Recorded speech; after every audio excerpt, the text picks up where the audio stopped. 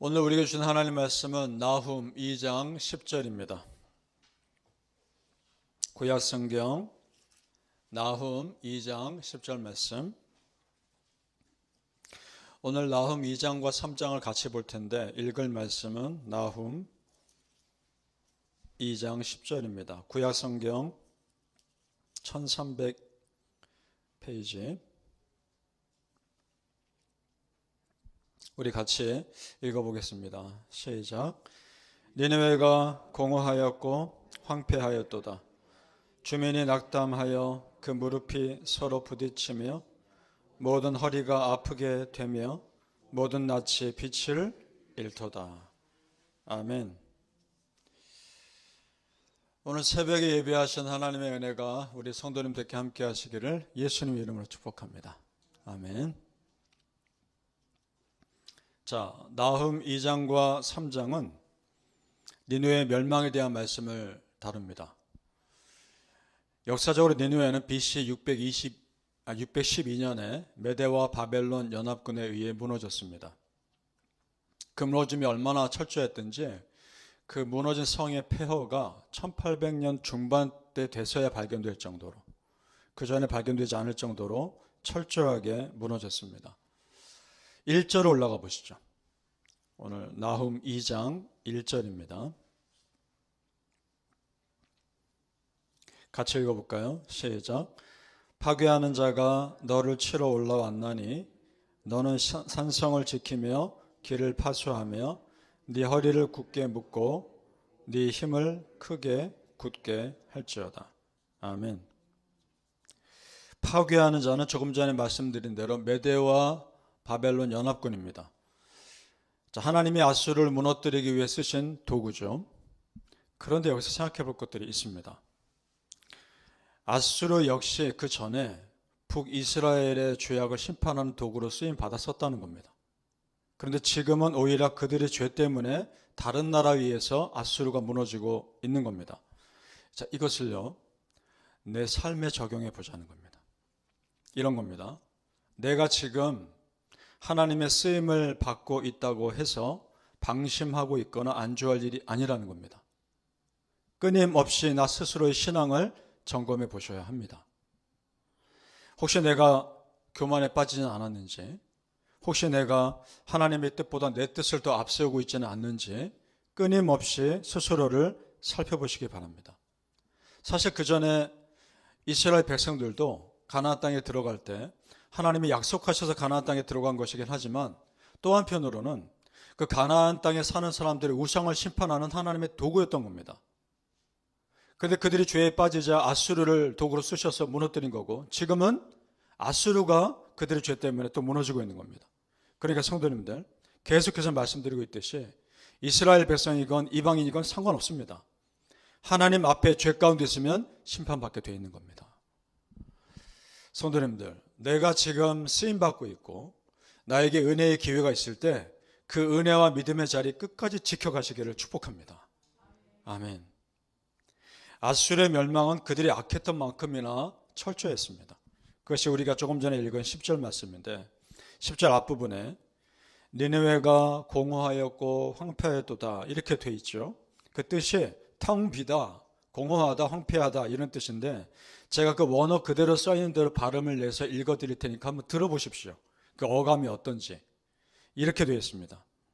공허하였고 황폐하였도다 이 말을 원어 그대로 읽으면 부타 우메부타 우메블라카 이렇게 되어 있습니다. 부타 우메부타 우메블라카, 그런 말입니다. 어감이 어떻습니까? 굉장히 거칠죠. 일부러 이런 단어를 쓰고 있는 겁니다. 그만큼 아수르의 심판이 거칠게 강력하게 임할 것을 말씀하고 있는 겁니다. 그러니까 나훔 선지자가 이 말씀을 이 원어 그대로 선포했을 때 이 말을 듣는 사람들은 아수르의 심판이 철저하겠구나 직감했을 겁니다. 그리고 결정적으로 니느웨의 멸망이 확정적이라는 것을 알려주는 구절이 13절에 나옵니다. 같이 읽어볼까요? 나훔 2장 13절입니다. 시작. 만군의 여호와의 말씀에 내가 네 대적이 되어 내 병거들을 불살라 연기가 되게 하고 내 젊은 사자들을 칼로 멸할 것이며 내가 또 네 노력한 것을 땅에서 끊으리니 네 파견자의 목소리가 다시는 들리지 아니하리라 하셨느니라. 아멘. 자, 여기서 주목해 볼 부분, 내가 너의 대적이 되어 라는 부분입니다.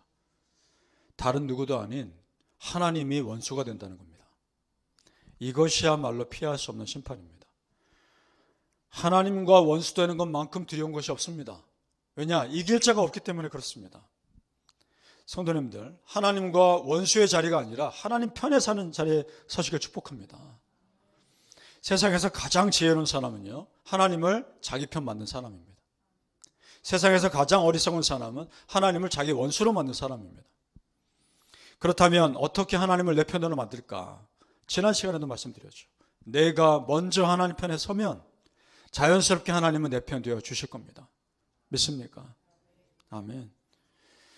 우리가 하나님 편에서 생각하고 하나님 편에서 바라보려고 정말 노력합시다.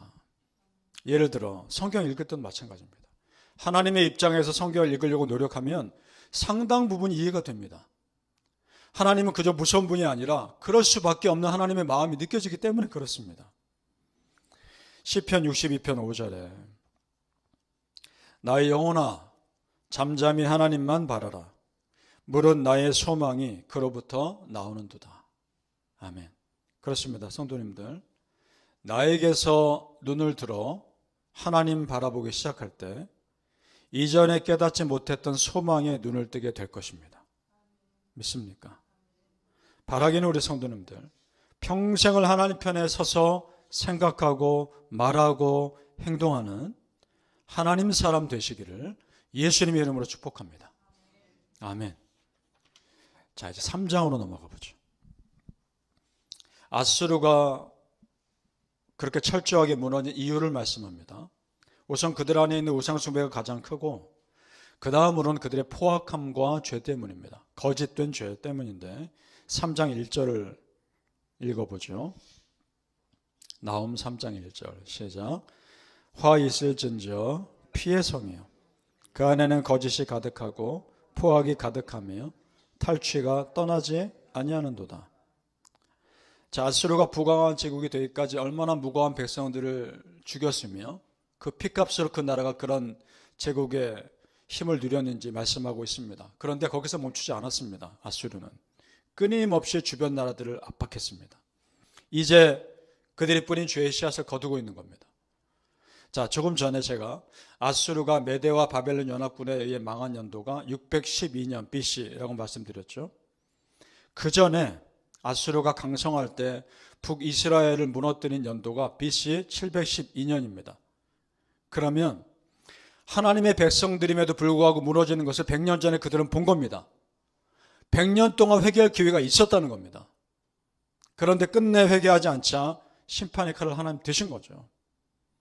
그러면서 하나님 말씀하신 내용 8절을 보죠. 하나님이 어디에 비유하고 계시는지 나홈 3장 8절입니다. 같이 읽습니다. 시작. 네가 어찌 노아몬보다 낫겠느냐? 그는 강들 사이에 있으므로 물이 둘렀으니 바다가 성루가 되었고 바다가 방어벽이 되었으며. 자, 여기서 노아문이라는 도시가 나옵니다. 아수르 제국이 강성할 때 무너뜨렸던 애굽의 도시입니다. 수도입니다. 지금의 룩소르라고 불리는 곳입니다.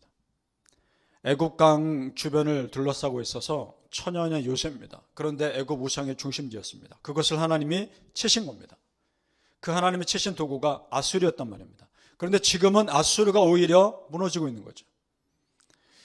그리고 노아함은 그 도시보다, 너희들이 무너뜨렸던 노아함은 그 도시보다 너희 니느웨 성이 안전하지 않을 것이다 말씀하고 있는 겁니다. 왜냐? 이제는 그들이 하나님의 심판의 대상이 되었기 때문입니다. 누구도 막을 수 없는 겁니다. 하나님의 심판하시면 누구도 빠져나갈 수 없습니다. 믿습니까? 여기서 우리가 하나님에 대한 두려움이 생기는 겁니다. 19절 말씀, 하나님은 못 박으시죠.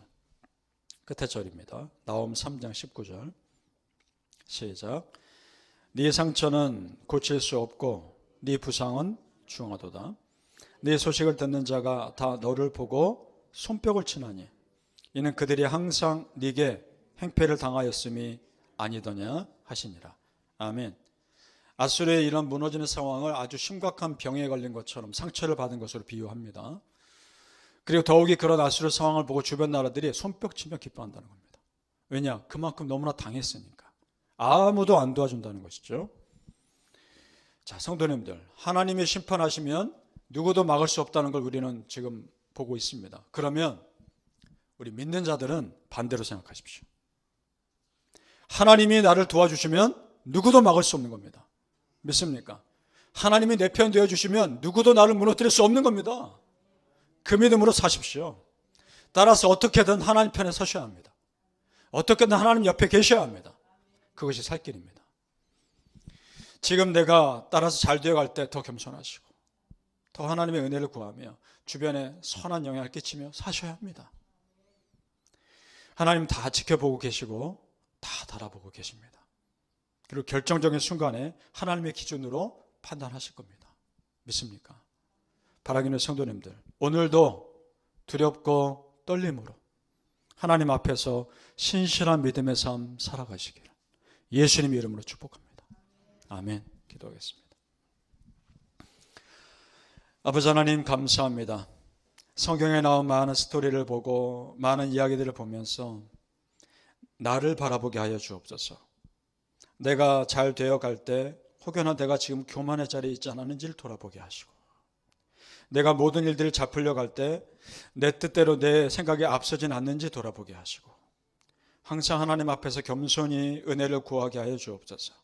그래서 정말 오늘도 두렵고 떨림으로 하나님 앞에 믿음의 사람으로 살아가게 하여 주시옵소서. 내가 여기까지 살아온 거 내 힘이 아니지 않습니까? 하나님의 은혜로 온 거 아닙니까? 전적인 하나님의 은혜에 감사하게 하시고 평생을 그 은혜를 사모하며 살아가게 하여 주시옵소서. 감사하며 예수님 이름으로 기도합니다. 아멘.